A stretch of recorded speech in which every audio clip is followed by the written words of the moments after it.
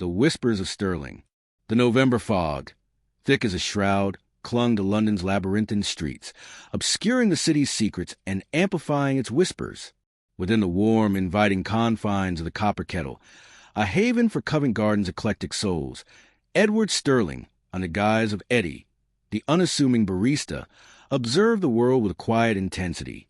His eyes, usually warm and inviting, held a hidden depth, a silent calculation that belied his simple demeanor. By day, he was Eddie, the friendly face behind the espresso machine, his hands moving with practiced ease, his smile a beacon in the gray London weather. By night, he was Edward Stirling, the elusive billionaire, the proprietor of the Stirling Hospitality Group, a network of luxury hotels that whispered of opulence and exclusivity.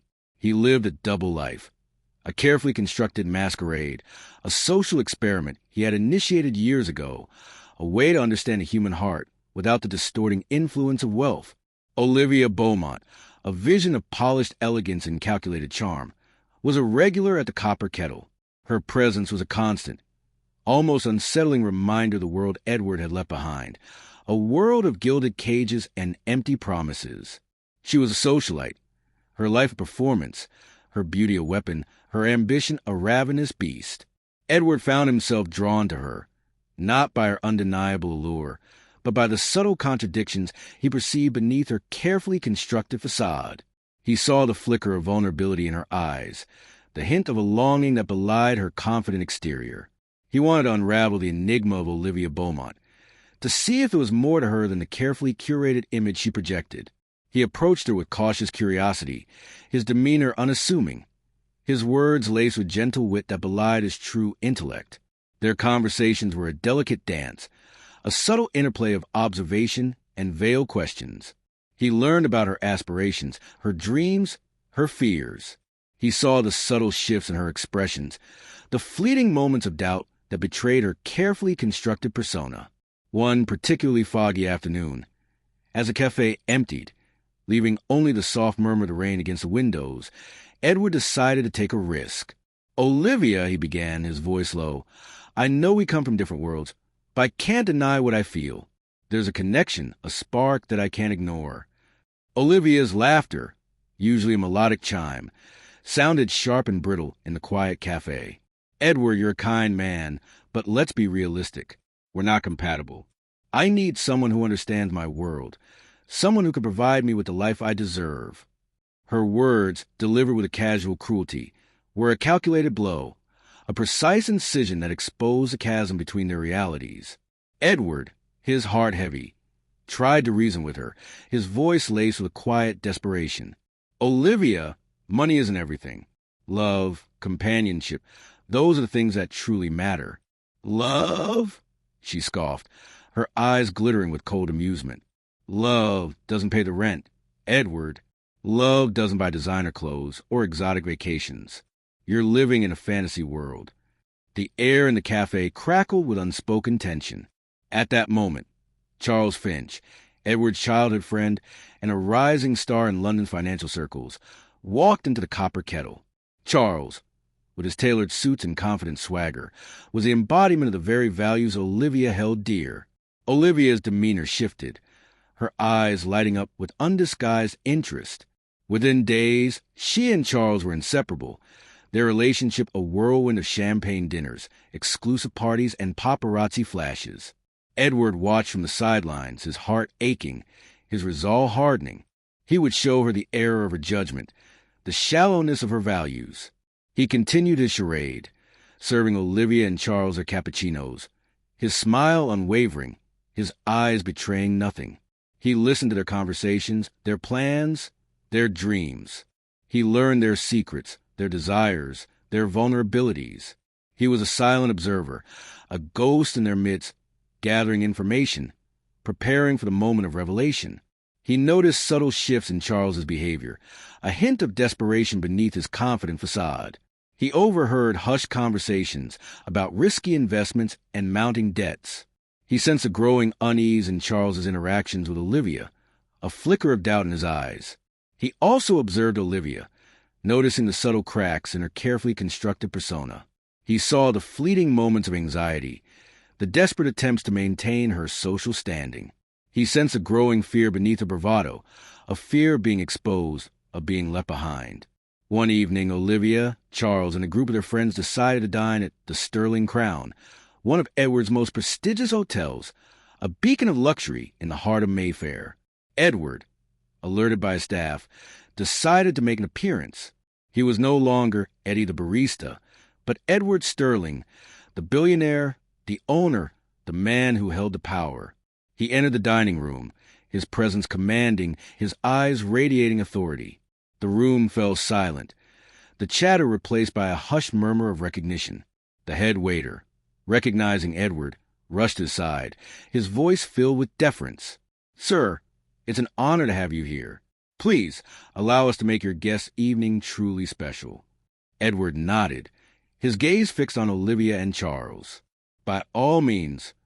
Within moments, their table was surrounded by 5 waiters, each bearing a bottle of the hotel's most exquisite wine.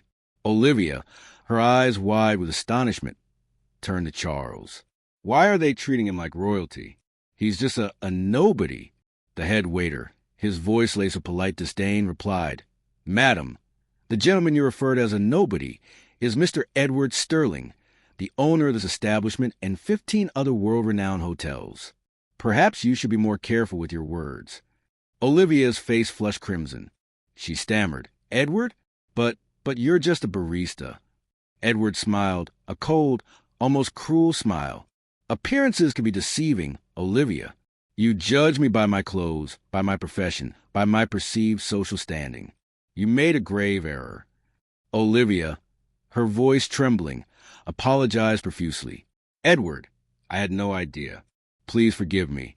I realize now that I was wrong. I love you." Edward's laughter was devoid of warmth. "Love? You don't know the meaning of the word. You love money, power, status. You love the illusion of security that wealth provides. You don't love me." He turned to Charles, his voice laced with a quiet menace. "And you, Charles, you betrayed my trust, my friendship. You chose her over me, knowing full well what she was." Charles, his face pale, stammered, "Edward, I didn't know. I swear." "Ignorance is no excuse," Edward said, his voice cold. "You both have learned a valuable lesson tonight. Money can buy many things, but it cannot buy character, loyalty, or true love." He turned and walked away, leaving Olivia and Charles to face the wreckage of their relationship, the shattered remnants of their illusions. The whispers of Sterling had begun, and they were about to learn the true cost of underestimating a man who lived in the shadows. He had begun to unravel the threads of their lives, and the city held its breath, waiting for the storm to break. The unmasking and the reckoning. The aftermath of Edward's revelation at the Sterling Crown was a tempestuous affair, a whirlwind of shattered illusions and bitter recriminations. Olivia and Charles, once the darlings of London's social scene, found themselves adrift, their carefully constructed worlds crumbling around them.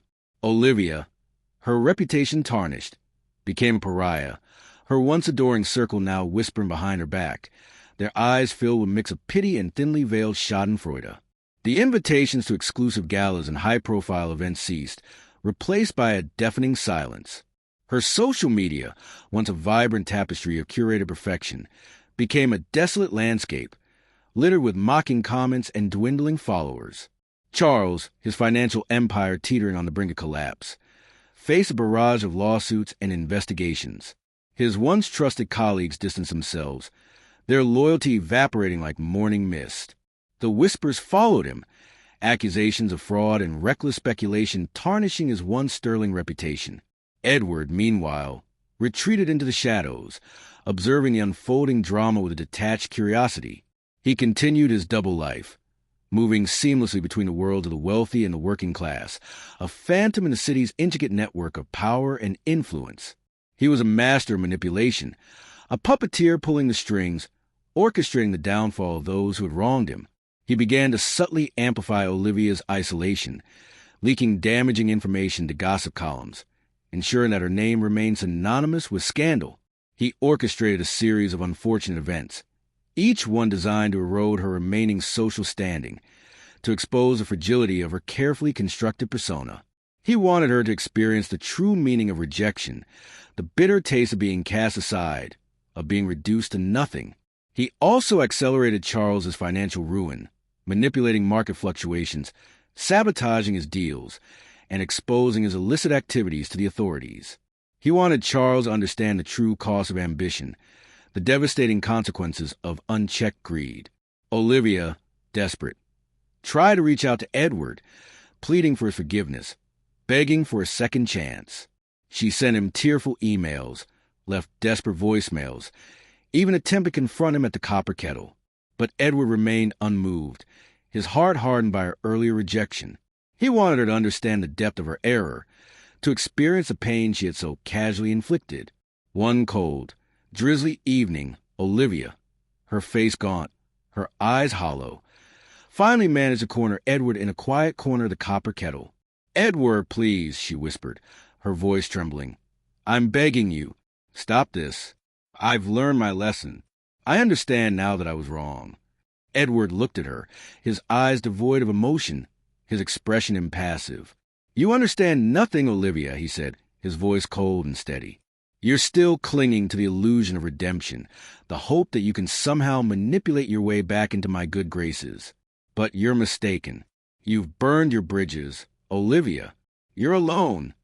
He turned his back on her, leaving her standing there, her tears a testament to her shattered dreams. He had his revenge, but it tasted like ashes. He had proven his point, but at what cost? He had exposed the shallowness of her values, the emptiness of her world. But in doing so, had he become as cold, as calculating as the people he despised? He continued his life, his wealth, his power, but a part of him remained empty, haunted by the memory of Olivia's tears, the echo of her desperate pleas. He had won the battle, but had he lost the war? He had sought to teach a lesson, to expose the illusion of fortune. But in doing so, had he sacrificed his own humanity? The city of London, with its glittering lights and shadowed alleys, became a stage for his internal conflict. He moved through its streets, a ghost in the machine, a silent observer of the human drama unfolding around him. He saw the desperation in the eyes of the homeless, the relentless ambition in the eyes of the wealthy, the quiet resilience in the eyes of the ordinary. He saw the beauty and the ugliness, the light and the darkness, the complexities of human nature laid bare. One evening, as he sat alone in his penthouse overlooking the city, Edward received an unexpected visitor. It was Charles, his face etched with exhaustion, his eyes filled with a desperate plea. "Edward," Charles began, his voice hoarse, "I know I've wronged you. I know I deserve your anger. But please, I'm begging you, stop this. You've taken everything from me. My reputation, my career, my friends. But I have a family, Edward. I have a wife and children. They don't deserve to suffer for my mistakes." Edward looked at him, his eyes filled with a flicker of something akin to pity. He saw the desperation in Charles's eyes, the genuine remorse that had finally surfaced. "Charles," Edward said, his voice softer now, "I never intended to destroy your family. I only wanted you to understand the consequences of your actions, the pain you inflicted on me." He paused, his gaze shifting to the city lights twinkling below. "But perhaps," he continued, his voice laced with a hint of weariness, "perhaps I've gone too far. Perhaps I've allowed my desire for revenge to consume me." He reached into his desk drawer and pulled out a folder. "These documents," he said, handing the folder to Charles, "contain evidence that could clear your name, that could restore your reputation. Use them wisely, Charles. And remember, true wealth lies not in material possessions, but in the bonds of family, in the integrity of your character." Charles, his eyes filled with gratitude, nodded silently. "Thank you, Edward," he whispered, his voice choked with emotion. "Thank you." He turned and walked away, leaving Edward alone with his thoughts, his conscience pricked by a newfound sense of unease. He had sought to teach a lesson, to expose the illusion of fortune, but in doing so, had he become the very thing he despised? Had he allowed his desire for revenge to overshadow his humanity? He looked out at the city, its lights twinkling like distant stars, a silent witness to his internal struggle. He knew that he had crossed a line, that he had allowed his anger to consume him, but he also knew that he had offered a chance for redemption, a path towards healing. He decided to abandon his double life, to shed the persona of Eddie the barista, to embrace his true identity, to use his wealth and influence for good.